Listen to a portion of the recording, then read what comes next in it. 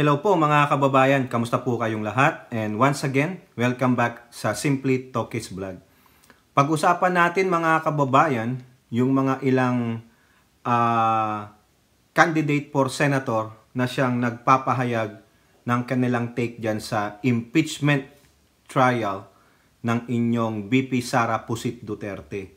May mga ilang senatorial aspirant at ito po, nakakita pa ng isang kakampi ang inyong vice presidente. May mga grupo po na malamang susuporta dito kay Sara Duterte, no?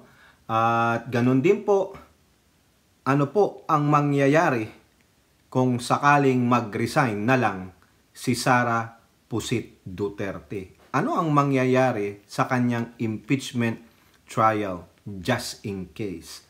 Pero bago tayo magpatuloy, tayo po ay magbibigay pugay sa lahat ng ating channel members, followers, subscribers, mga nagla-like at nagsishare ng ating videos, sa mga OFWs, to the men and women in uniform, sa mga frontliners at guro.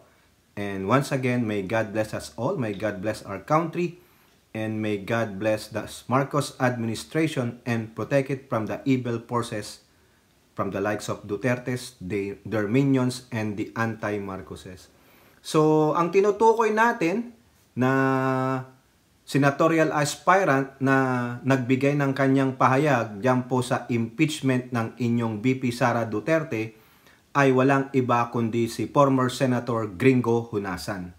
No, sa balita po ng GMA News, Gringo believes Sara Duterte impeachment a waste of time. Waste of time daw po yan. No? Bakit niya po nasabi yan? Kasi sinasabi niya dito, nag-a-agree po siya sa sinabi dati ng Pangulong Marcos. No? Tingnan nyo, no? Akala nyo itong mga to pwede nyong pagkatiwalaan no? Iniisip ko nga dati na isama to sa ating endorsement ng lineup natin ng senatorial slate natin. Pero marami na po ang nalaglag. Ginagamit niya pa rin yung sinabi ng Pangulo, yung unang-una na inilabas lang ng mga chismoso na kinuha sa private conversation. Quote, anong sabi ni Gringo Honasan? I agree with the President who said early on that this might be a waste of time, not only resources. Aren't there more important issues and problems to attend to? And I want to relate this to the basic needs. Any issue now we can relate to the real problems in our country, which are food, clothing, shelter, education. Mr. Gringo Honasan, yung mga sinasabi mong issue dito, they are recurring issues or problems that's haunting our country. Itong mga recurring issues na ito, hindi rin naresolba ng mga previous administration. Bakit ko nasabing recurring? Paulit-ulit po no? Yung mga previous administration ba na-resolba ang problema sa pagkain, sa clothing, sa shelter, sa education, sa trabaho, sa economic status ng mga na middle class to the lower class? Na-resolba ba yan? Itong impeachment trial, it may last for 6 months to a year, depende po kung pahahabain ng impeachment court. Pero based on the history, it will not last more than 6 months. Diba? Depende sa mga daloy ng pagprepresenta ng argumento at ebidensya. Pero, yung sinasabi mong problema, kaya sinabi kong recurring, paulit-ulit lang ito. Bakit paulit-ulit? Kasi, no, marami sa politiko natin, ang personal interest lang ang sinusulong. Marami sa mga leader natin, from the LGUs to the national government, ay mga pangsariling interest lang ang sinusulong. o di kaya yung kanilang partidong kinabibilangan, mga amiga, mga panyero, amigo. Magaling lang sa kampanya, magaling magsalita parang ikaw. Nangangakaw kayo na gagawin nyo ito pag kayo ay naging mambabatas, pero pag kayo'y naupo na, iisipin ninyo, sasabihin ninyo sa amin, mahirap palang gawin. Tulad na lang nung dating promise na may 10K ang bawat pamilya. Tapos na ang unang 3 taon niya. Nasaan ang 10K? Ano pa ang sinabi sa mamayang Pilipino? Makipagtulungan na lang kayo. Hindi pala kaya. Tapos sasabihin mo to, ang impeachment ay nalalagay sa konstitusyon. Isa sa mga ibinigay na kapangyarihan ng saligang batas para panagutin ang opisyal o opisyales ng pamalaan na gumawa ng mali, lalong-lalo na sa paglustay ng kaban ng bayan. Di po ba? Tama mali, Mr. Gringo Honasan. Huwag mo nang gamitin, no? Para lang may masabi ka, ay gagamitin mo yung sinabi ng Pangulo. Pwede ba? Yun na lang sarili mong opinyon. Huwag mong idahilan yung sinabi ng Pangulo, ikaw, ano sa iyong opinyon. Di ba? Huwag mong isalang-alang ang Pangulo. Ha? Nandun ka sa likuran ng Pangulo, nagtatago kayo sa sinabi ng una ng Pangulo. Di ba? Ito siguro ang kanyang pananaw ngayon, mga kababayan. Is this going to unite the country? I don't think so. Dahil lalo na on the eve of the coming May election, where we should be listening to platforms and programs of the candidate, ano naman ang kinalaman ng Sara Pusit dyan? Si Sara Pusit ba ang mangangampanya? Siya ba ang kandidato? Let the impeachment be in the hands of the Senate. Sila na yan eh. Ikaw, ang tapagin mo yung iyong pangangampanya. Ibigay mo ang plataforma mo not using the impeachment. Mukhang protektado mo si Pusit di ba? Do we really have time? Do we have the resources to spare to go to this process? Yes, they have. If they are willing to open up that impeachment trial. May resources kayo. Nakakagastos nga ang pamahalaan ng bilyong-bilyong piso. Di ba? O bakit hindi bigyan ng pagkakataon na siyang mandato naman ng Kongreso na i-take up itong impeachment trial dahil pumasa na sa Kongreso? Di ba? Pumasa na sa House of Representatives. Now, the ball is in the hands of the Senate. Ngayon sasabihin mo, it's a waste of time by using the very early statement of the President. Ano ka? Anong paninindigan mo talaga? Ha? Pro-Duterte ka ba? So pag pro-Duterte ka, pro-China ka. Yun ang mga pro-Duterte. You are shielding the Vice President from impeachment? Parang sinasabi mo, wag nyo nang gawin yan. Waste of time lang yan. Ginagamit ko yung pronouncement early ng Pangulo. Di ba? Ang sinasabi niya pa, hindi kinakailangan mag-revolt. Sino naman ang magre-revolt? Di ba? Sa palagay mo, papahintulutan ng administrasyong ito na magkaroon ng revolusyon na tulad ng ginawa ninyo nun? Di ba? Di ba nagkudita ka pa? Hindi kinakailangan umabot sa ganon. Tulad ng sinasabi mo, Mr. Gringo Honasan. Pero ano ang stand mo ngayon sa impeachment? Kung ito ang stand mo, waste of time, therefore, wala kang dapat makuhang boto. Because majority of the Filipino wants to see an impeachment trial against the Vice President. Whether ma-impeach siya o hindi, let the due process takes its course. Nasa kamay na ng Senado Dapat nanahimik ka na lang. Ngayon, nahuli ka. Nahuli ka kung kanino ka papanig. Meron pa rin daw po dyan si si senatorial candidate Ariel Quirubin. Isa rin yun. Gusto ko sanang i-endorse kasi sa West Philippine Sea. Kaso nagsalita rin tungkol daw po sa impeachment. Ayaw niya rin daw po. Di ba? So, alam niyo na kung sino ang mga pro Duterte. Eto pa, mga kababayan, sa bagay ito, nagsilbi ito under the management o under the administration of your former President Digong Naulyanin, si Mr. Pentaning. Ito po, ang partido ni Bello. Ha? The PPM slate will support Sara Duterte. The Partido Federal ng Maharlika. O sino ba tong mga to? Federal Maharlika. Ha? Tama ba yun? Sino yun? Ha? Yung partido nila. Okay? Partido Federal ng Maharlika. Ang daming mga partido sa ating bansa. Ang daming mga grupo-grupo talaga. Kaya divided eh. Held a press conference on Saturday at Club Filipino o kung saan naganap yung proclamation rally ni Digong. PPM slate includes candidates from Alyansa para sa Bagong Pilipinas and Partido Demokratiko Pilipino Lakas ng Bayan, including Bongo, sino to? Si Amy Marcos pala kasama nila, no? Dito, no? Sino pa?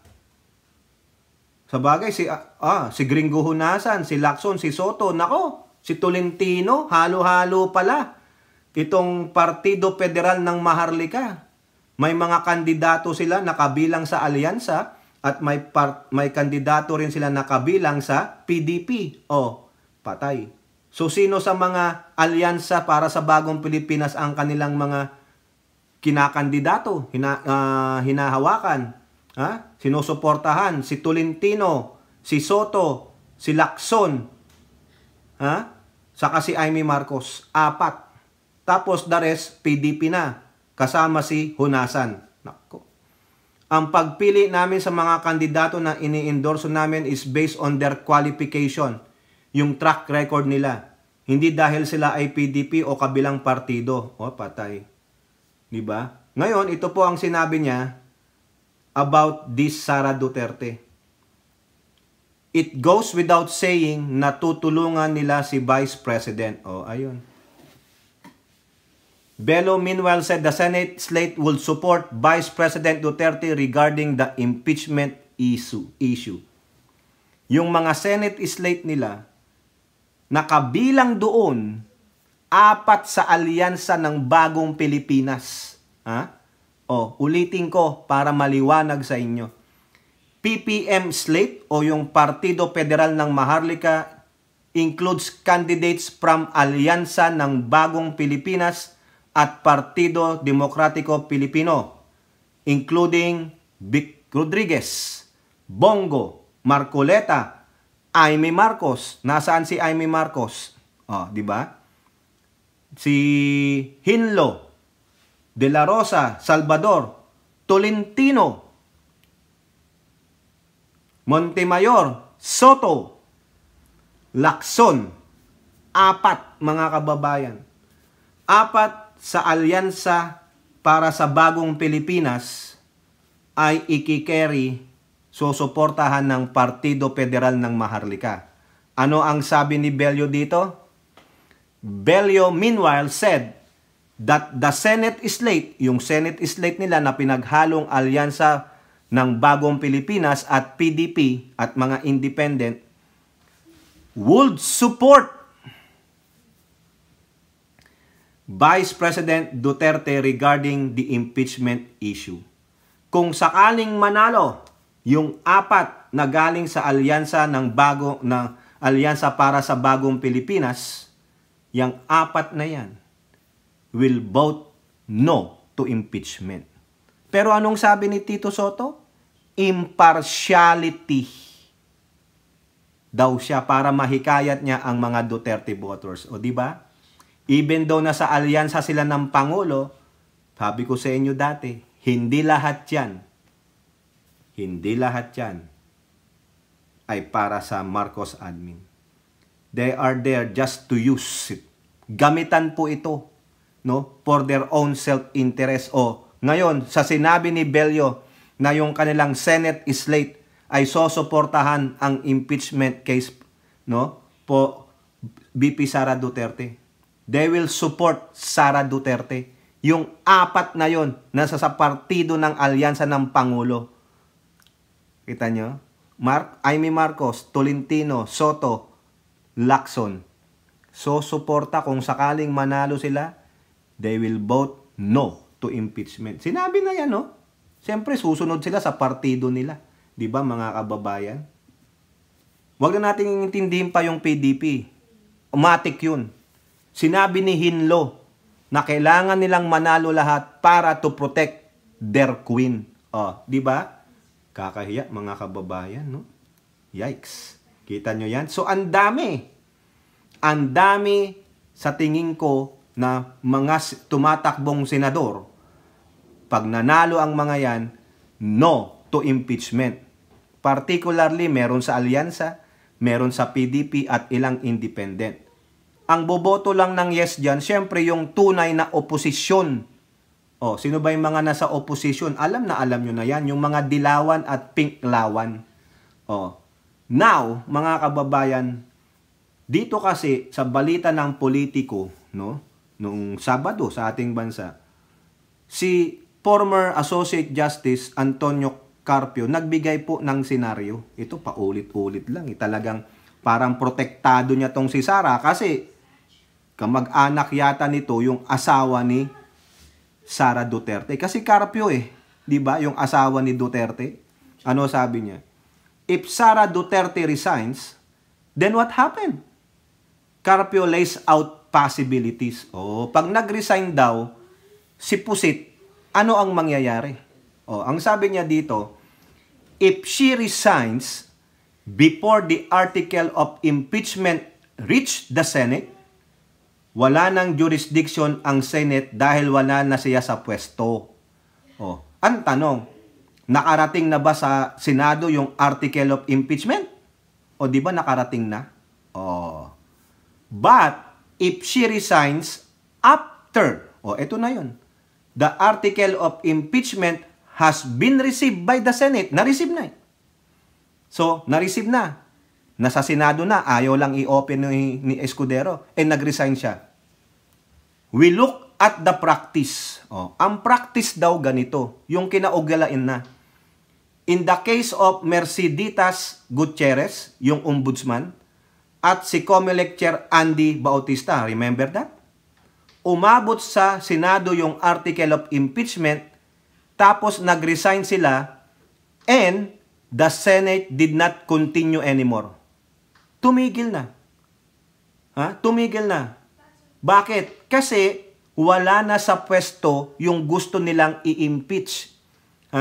So wala nang penalty, hindi na nag-render ng desisyon o penalty ang Senado, tumigil na sila. So lusot yung dalawa. Walang perpetual disqualification. If you go by that practice, sabi ni Carpio, Sara will be out of the office, but there is no decision on perpetual disqualification. Wala So pwede siyang makatakbo sa 2028 kasi walang perpetual disqualification banning her from public office. Or running for any public office and do the public service. Wala na Wala siyang ganong penalty. However, pwede pa rin siyang habulin ng criminal charge. Even though nag-resign siya, tumigil ang Senado sa pagpapatuloy ng impeachment trial, pwede pa siyang habulin sa korte o sa ombudsman. Papailan siya ng criminal charge and then ililitis ng Sandigan Bayan. Doon pwede siyang mabigyan ng penalty na perpetual disqualification. Ito pa sabi ni Carpio, nakalagay naman sa konstitusyon, even if you're acquitted in the impeachment or if you are convicted, iba yung criminal case. Correct. The criminal case can be proceed. Tapos. Yun po yung senaryo. Pag nag-resign si Sara bago dumating ang article ng impeachment sa Senado, wala nang gagawing impeachment trial. Lusot siya sa perpetual disqualification. Ngayon, pag dumating na nasa Senado na yung article of impeachment, tapos nag-resign siya, pwedeng tumigil ang Senado. So, lusot siya sa perpetual disqualification na penalty. Pero, hindi nalilimitahan ang Estado na mag-file ng criminal case laban sa kanya. Ayun ang nasasabi sa Constitution. Criminal case can proceed.